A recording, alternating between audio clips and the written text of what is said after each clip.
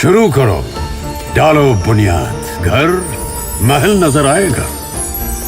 Wonder लाइए, wonder अपनाइए, फर्क नजर आएगा। वंडर सीमेंट, फर्क नजर आएगा। नमस्कार, मैं हूं रविंद्र जैन और आप देखना शुरू कर चुके हैं सबकी खबर। निश्चित तौर पर लेबनान में जो घटना हुई है पेजर ब्लास्ट की, उसे लेकर पूरी दुनिया एक तरह से भयभीत भी है, चौकन्ना भी है। तमाम सारे देश अब अपनी सुरक्षा को लेकर नए सिरे से विचार कर रहे हैं। आप जानते हैं किस तरह लेबनान ने 5000 पेजर में आरडीएक्स लगाकर लेबनान का जो हिजबुल्लाह ग्रुप है वहां के 500 कमांडर की आंखें फोड़ दी, कई को मौत की नींद सुला दिया। ये एक ऐसी घटना है जो निश्चित तौर पे इतिहास में लिखी जाने वाली है, आतंकियों के इतिहास में लिखी जाएगी। लेकिन इजराइल पर शक किया जा रहा है। यद्यपि जब मैं ये कार्यक्रम बना रहा हूं तब तक ना तो इजराइल ने इसकी जिम्मेदारी ली है और ना ही मोसाद ने कहा है कि ये काम उनका है। लेकिन पूरी दुनिया ये मान रही है कि ये जो घटना हुई है इसके पीछे मोसाद का हाथ है, इसके पीछे इजराइल का हाथ है।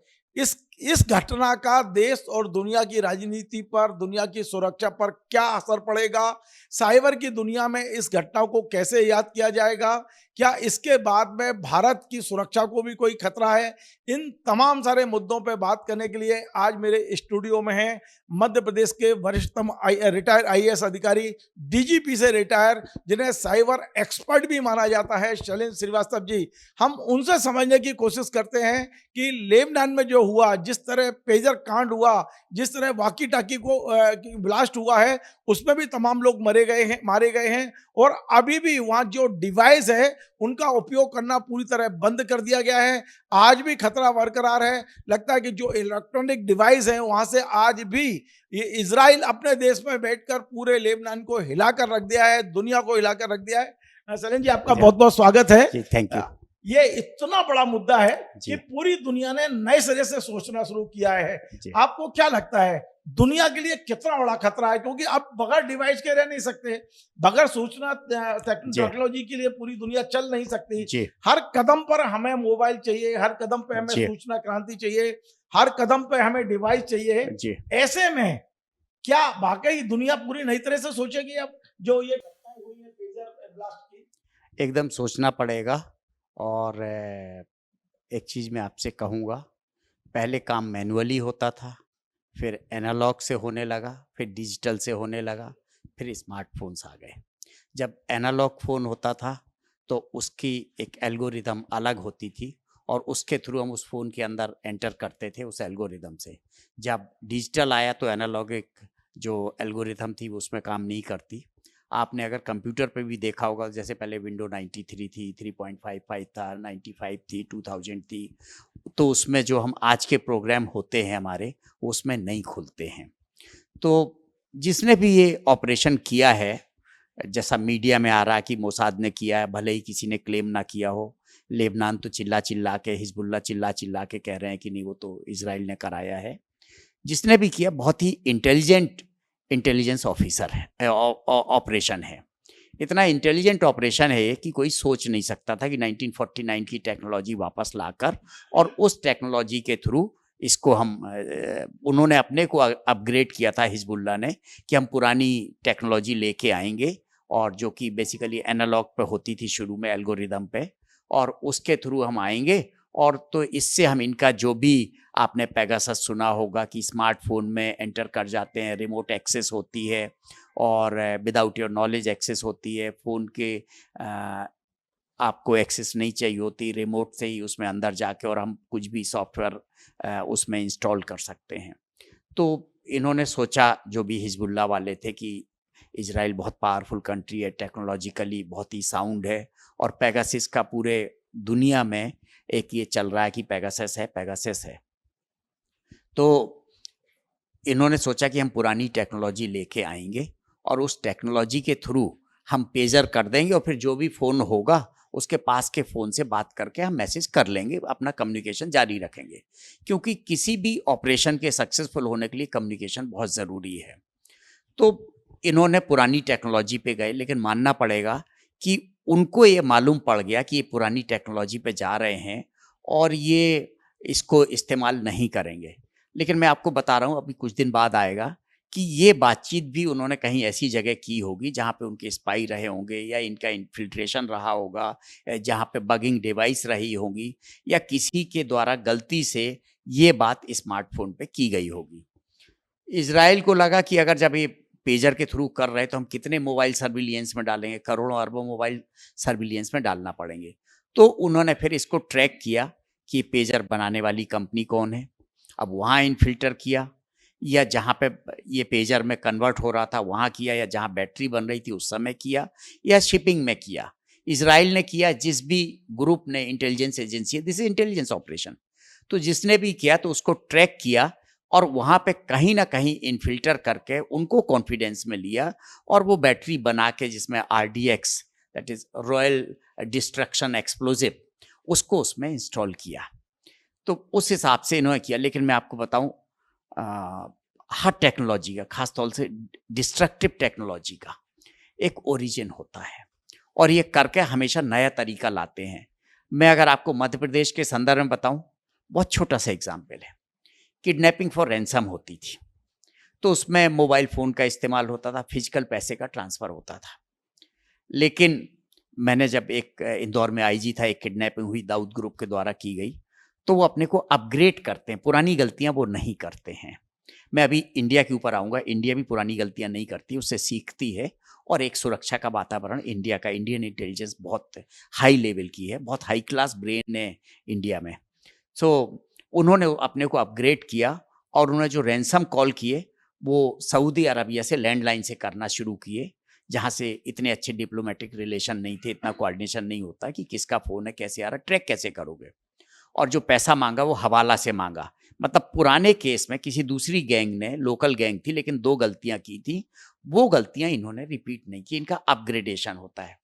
आपको याद होगा, पहले हम लोग IMEI नंबर से मोबाइल फ़ोन ट्रेस कर लेते थे, तो फिर कभी किसी ने, जैसे आप लोग के दबाव में हम लोग टीवी पे बोल देते हैं कैसे इन्वेस्टिगेट किया, तो हम पूरी इन्वेस्टिगेशन की टेक्नोलॉजी बता देते हैं। तो उन्होंने अपने को अपग्रेड करके और चाइनीज मशीनें लाए कि 100-100, 200 मोबाइल पर, और उन्होंने सेम IMEI नंबर डालना शुरू किया। बाद में उनको भी पकड़े। यहाँ भी मानसरोवर कॉम्प्लेक्स में कोई एक, हमने उसको पकड़ा था कि जो IMEI नंबर बदलता था। बाद में कुछ दूसरी टेक्नोलॉजी आई। तो क्रिमिनल्स अपने को बहुत अपग्रेड करते हैं। आपको याद होगा कारगिल के समय UK में मार्केट से जो स्नो बूट्स होते हैं, बर्फ पे चलने वाले, वो एकदम से गायब हो गए थे।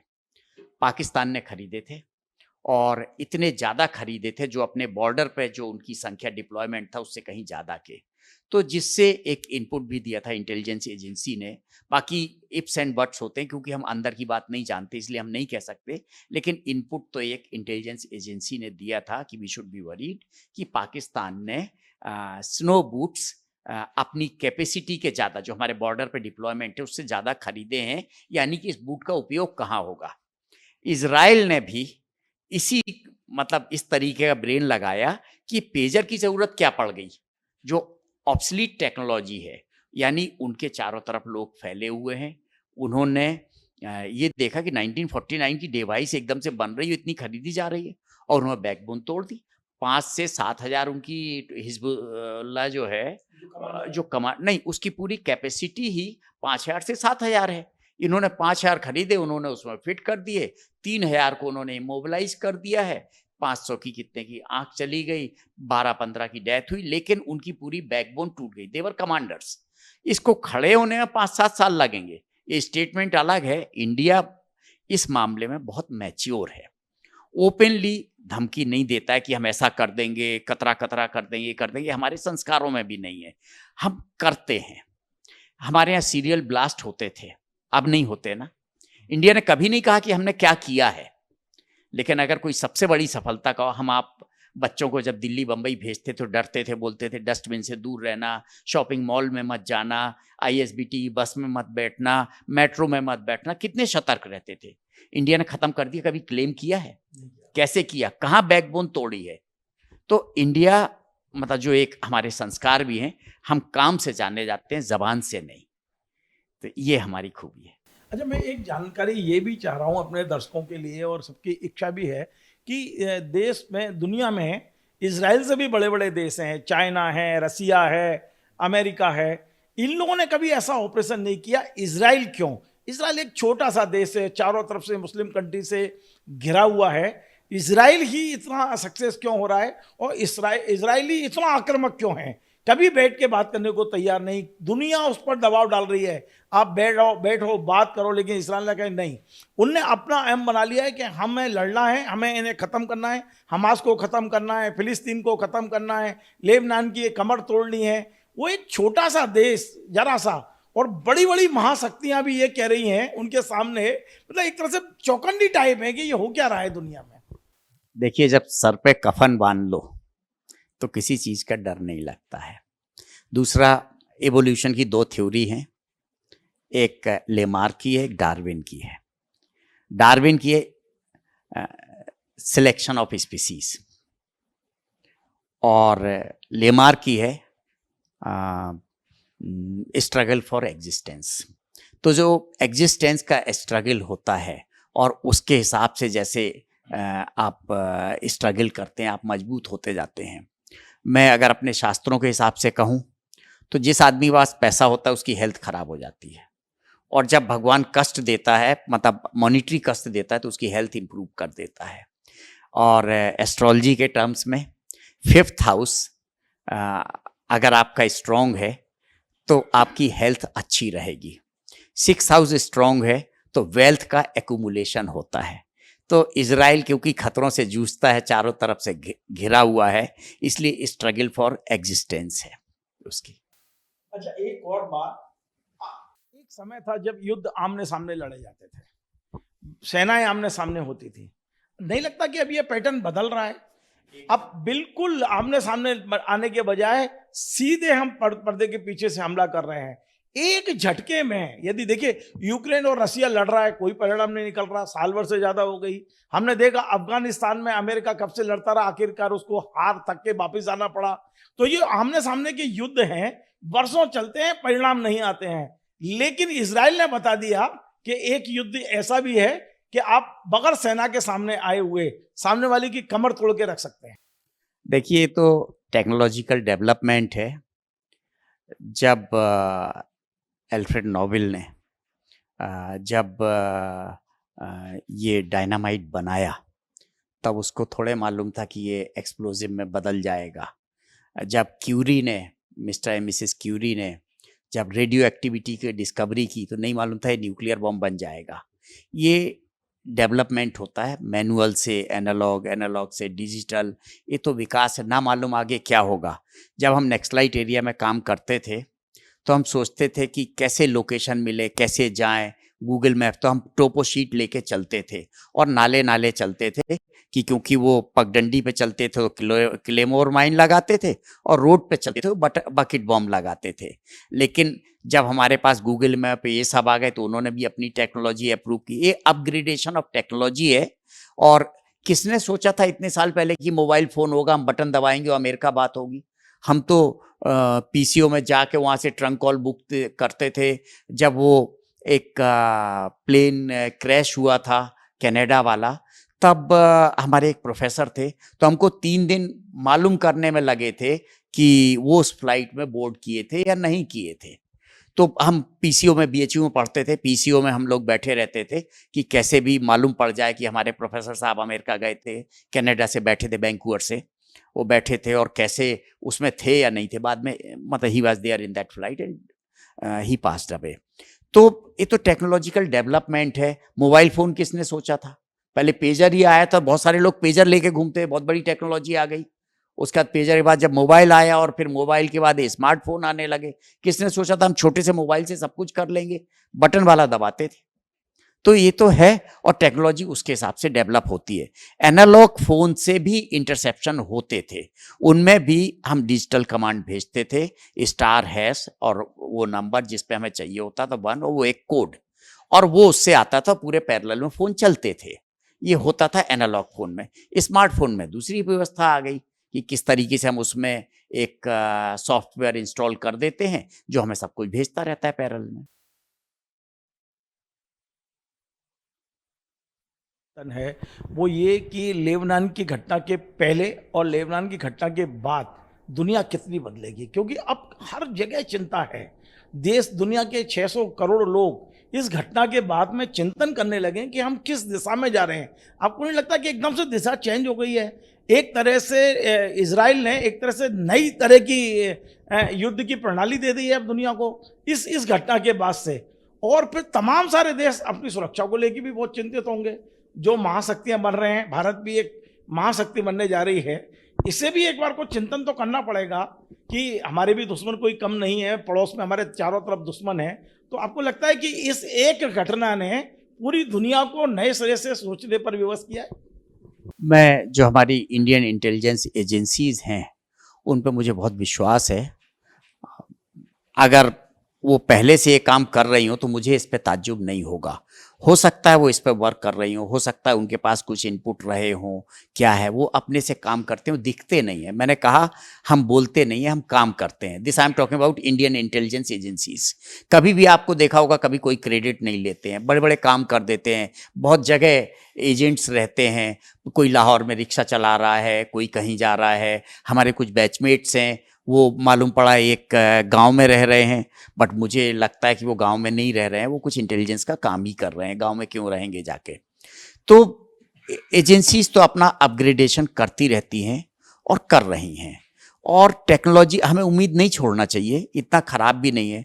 अब जैसे केमिकल वॉरफेयर होता था पहले, एजेंट ऑरेंज का आपने सुना, ऑरेंज का सुना हो आपने, कि वियतनाम वॉर में पूरा डिफोलिएट कर दिया था पूरे फॉरेस्ट को, क्योंकि ट्रूप्स वहाँ पे छुपे हुए थे उनको मारने के लिए, तो पूरा जंगल की पत्तियाँ ही झाड़ दी थी एजेंट ऑरेंज डाल के। कोविड को भी कुछ लोग कहते हैं कि एक बायोलॉजिकल वॉरफेयर है। कहते थे कि परमाणु युद्ध की जगह अब कीटाणु युद्ध आ गया है। तो ये तो चलता रहता है। एक डेवलपमेंट है, डिस्ट्रक्टिव भी एंड प्रोटेक्टिव भी, एक दूसरे के साथ में वो तो चलते रहेंगे। ऐसा मैं सीधा सीधा ये भी जानना चाहता हूं कि ये पूरा जो घटना है पेजर ब्लास्ट, भारत के लिए क्या सबक है? बहुत सीधा सीधा सवाल, हमें चिंतन करना चाहिए, भारत को किस तरह से सोचना चाहिए।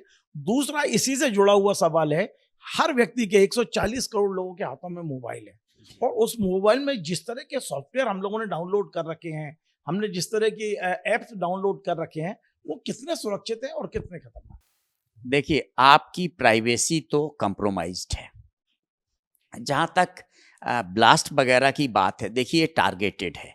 इन्होंने जो इसमें किया, इसकी लेटरल डैमेज नहीं है। इस ऑपरेशन में जो मेटिकुलसली डिजाइन किया गया है कि उन्होंने कमांडोज को ही टारगेट किया था।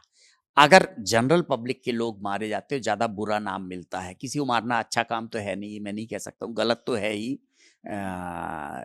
एक्स्ट्रा कॉन्स्टिट्यूशनल है, इलीगल है, लेकिन इसमें टारगेटेड डैमेज हुई है।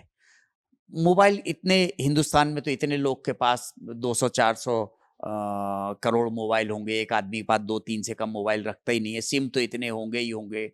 तो इवन जो अपने बाहर काम करने वाले लोग हैं, उनके पास भी 1-1, 2-2 मोबाइल होते हैं। तो लेकिन इतना नहीं है, इतनी असुरक्षा नहीं है। एजेंसीज हमारी काम करती हैं, हमें विश्वास करना चाहिए। और आप देखते होंगे कहीं दिल्ली से टीम आई, इंदौर से कोई को उठा के ले गई, अरे ये तो हमारे बगल में रहता था, हमें मालूम ही नहीं था। तो उनको सपना थोड़े आता है, उस पर मेहनत करते हैं, काम करते हैं। और ये बस यही आखिरी सवाल मेरा ये है कि इस घटना के पहले की दुनिया और इस घटना के बाद की दुनिया, मतलब इसको कितनी गंभीरता से आप ले रहे हैं, और जो भारत के बाहर पूरी दुनिया इसको किस तरह से लेगी? क्योंकि आपने अमेरिका के भी बयान देखा और रूस का भी बयान, रूस ने कहा है कि आरोपियों को छोड़ना नहीं चाहिए, बड़ी घटना है ये।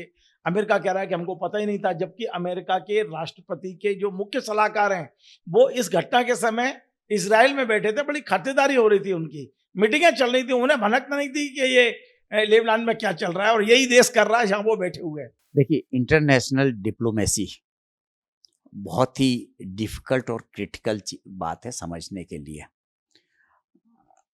इंडिया सो नहीं रहा है, हम आपको ये कहेंगे, ये भी काम कर रहा है। हाँ, नहीं, इंडिया सो नहीं रहा है। और इंडिया को अपने, मतलब I am talking as a country, as a nation, जो भी रहे उसमें उसको एक देश की चिंता रहती है, देश को बेचते नहीं है।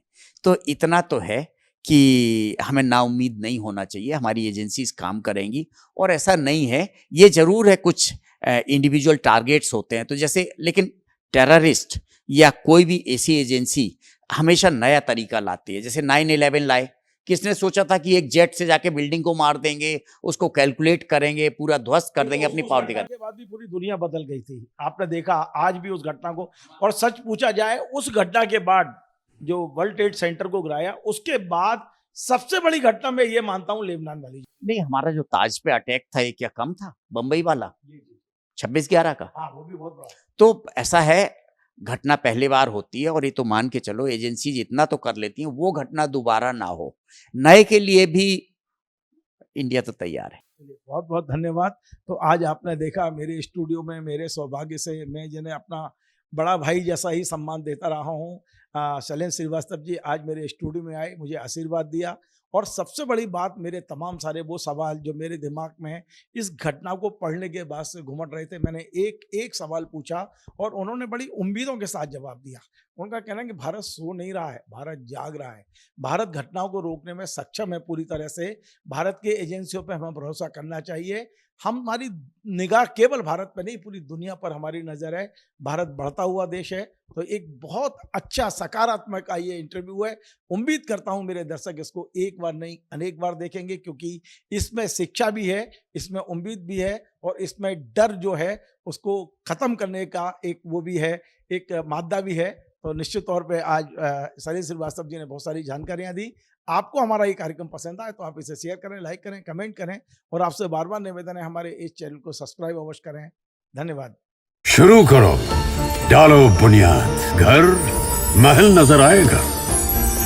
वंडर लाइए, वंडर अपनाइए, फर्क नजर आएगा। वंडर सीमेंट, फर्क नजर आएगा।